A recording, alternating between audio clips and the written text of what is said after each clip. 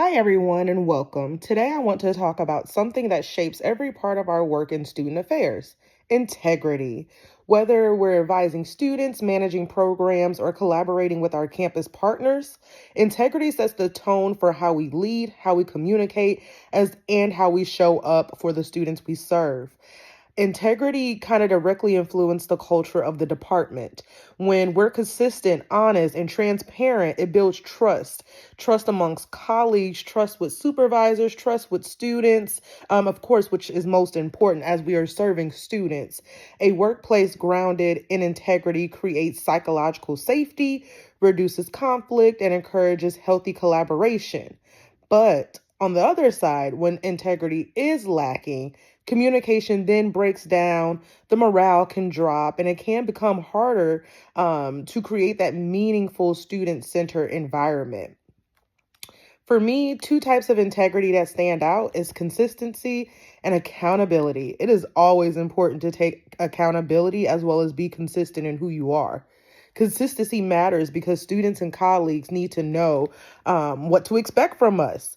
In student affairs, we deal with a very, very diverse population. And so we have to make sure that we are grounded in integrity that kind of helps us make decisions for that create stability for our students, as well as accountability, owning your mistakes and just taking up for what you may have done wrong. Those are kind of the foundations for strong leadership. Some challenges in leading with integrity. One of the biggest challenges, I think, is maintaining integrity while under pressure, especially with tight deadlines, student crises, or conflicting expectations that can push us away or push us toward quick fixes instead of actually thinking about what's best in that particular situation. Another challenge is people pleasing. I know a lot of times we are always wanting to people please because, of course, student affairs is just deeper than student affairs. It is a form of customer service. So, of course, we are wanting to make sure that the customer is always satisfied. But then we also have to, kind of define that thin line between customer service or people pleasing. Approaches addressing lapse requires courage and clarity. I believe in starting with curiosity, as asking questions, understanding context, and avoiding assumptions is very important.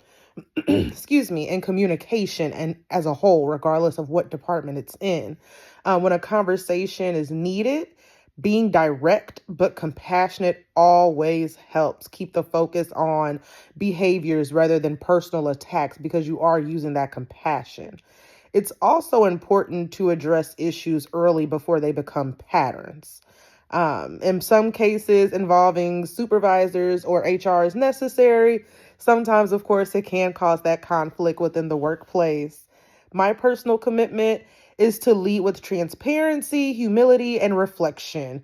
I try to regularly check in with myself to even make sure that I'm doing what I'm supposed to do. Am I making decisions that align with my values? Am I making decisions that align with the values of the university? Am I modeling the standards I expect from other people, including students?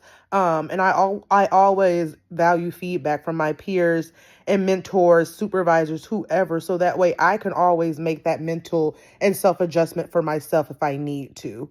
Thank you for tuning in and have a great day.